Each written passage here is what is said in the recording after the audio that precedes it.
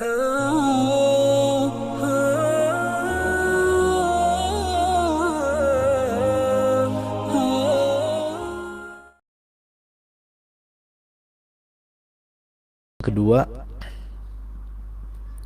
apakah yang dimaksud 7 huruf sama dengan 7 qiraat? Oh, oke.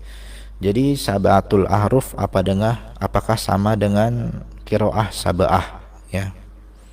7 huruf apakah sama dengan qiraat 7? Jawabannya tidak sama. Ini adalah kesalahan yang sering terjadi ketika seseorang memahami huruf 7 dalam Al-Quran. Ya, nuzila ala sab'atil ahruf. Al-Quran itu turun atas 7 huruf. 7 huruf ini disangkanya 7 qiraat. Salah, ya. Itu kesalahan yang sangat fatal sekali biasanya.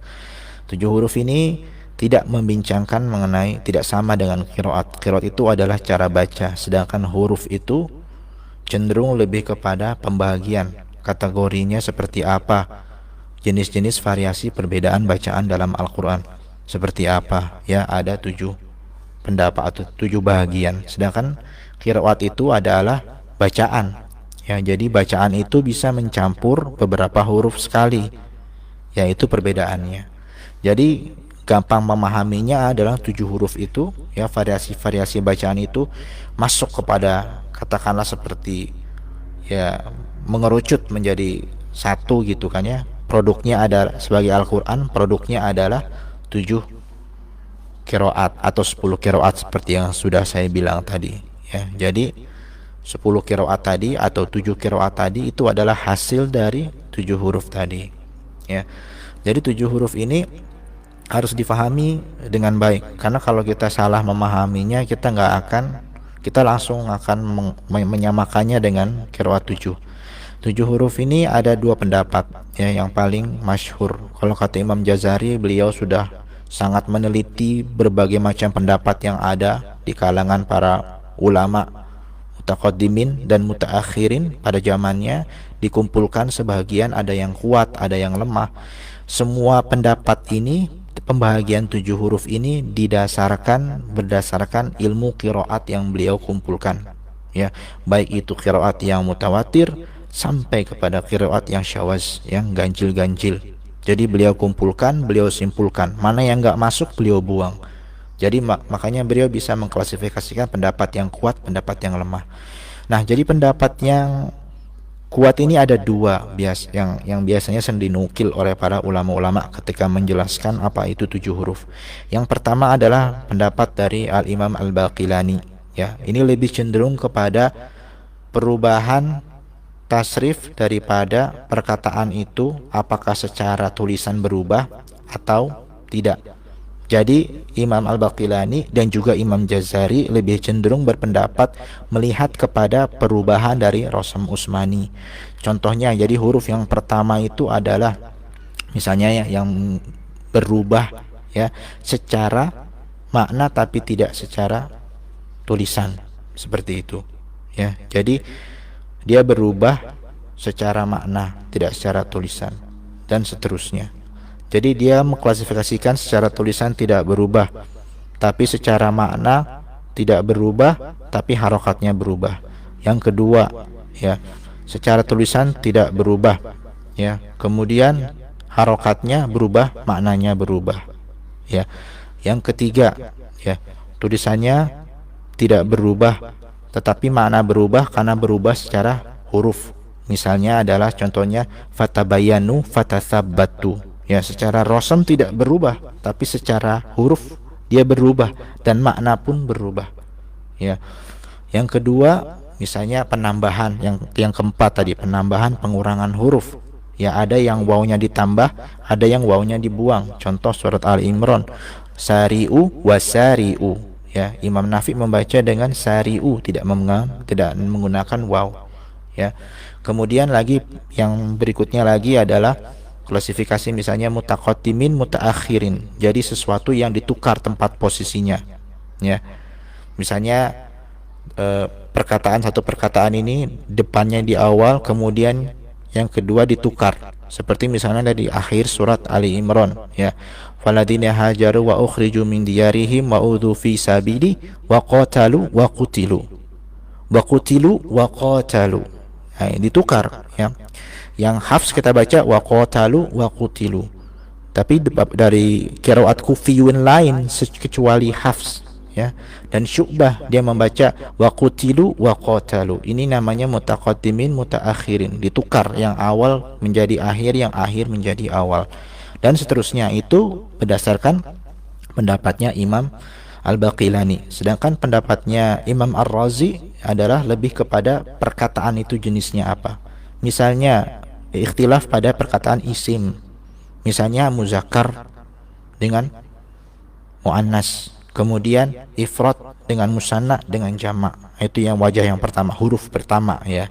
Yang kedua misalnya adalah tasriful fiil, tasriful fiil, perubahan tasrif pada fiil kalimat ya. Jadi kalau dia jadi mudhari berubah menjadi amr misalnya, ada berbagai macam seperti itu. Kemudian yang ketiga, huruf ketiga adalah perubahan secara harokat ya. Harokatnya misalnya domah marfu menjadi mansub, ada juga ya.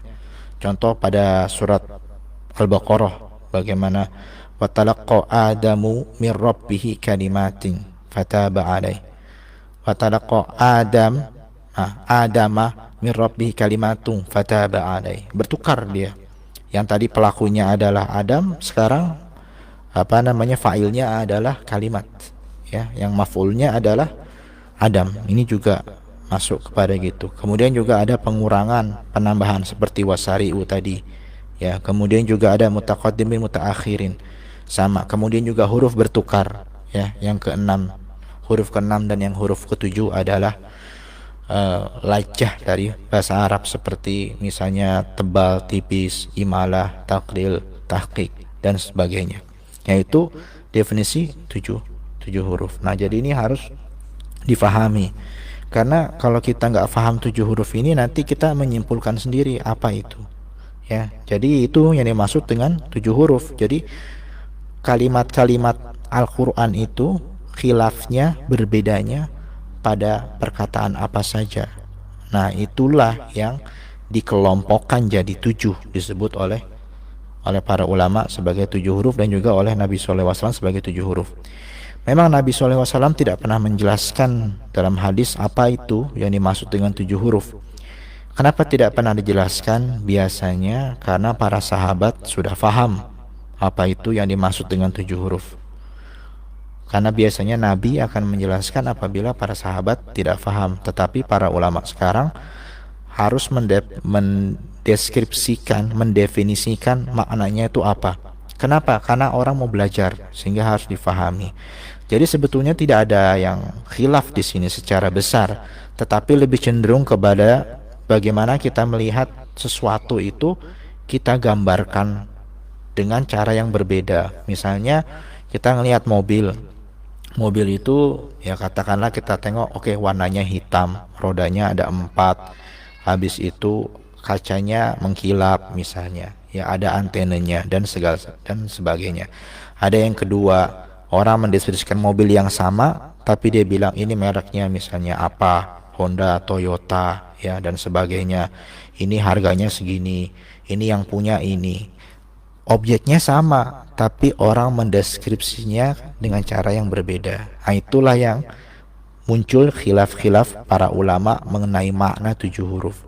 Tetapi semua itu larinya kepada objek yang sama. Oleh karena itu, soheh tidak sohehnya, kuat lemahnya pandangan 7 huruf ini, mana yang lebih kuat, itu bergantung kepada apakah semua khilaf yang ada di qiraat mutawatir itu masuk kepada definisi ini.